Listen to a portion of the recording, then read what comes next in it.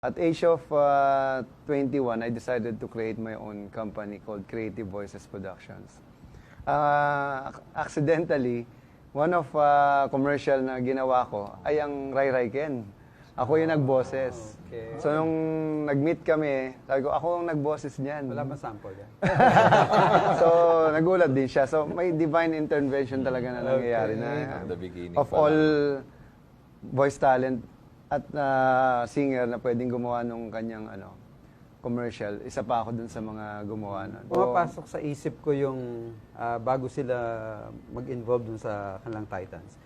Kasi pag naisip mo yung Titans, Brother Joey, naiisip mo yung mga higante.